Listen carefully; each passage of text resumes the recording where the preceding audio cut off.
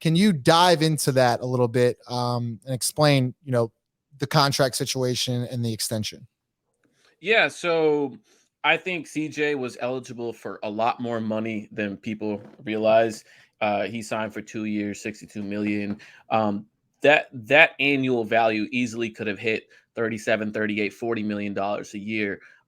He easily could have asked for a max contract. You look at when Drew Holiday was traded to the Bucks, there was almost no negotiation. Drew got like 160 million dollars right off the gate in a 4 year extension, and that's something CJ could have done. They're not dissimilar ages. They have similarly productive games, even though one's an offensively oriented player, one's a more defensively oriented player.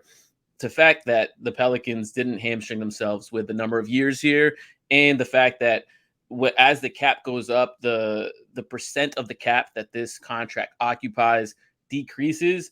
That's huge, and it affords a lot of flexibility moving forward as you get later in the contracts of Zion, and as you get Brandon up for his new next contract that's going to be worth significantly more. So good work by the Pelicans to secure that. And I don't believe for a second when people are like, oh, well, you guys should have not committed to this and saved your cap space for what?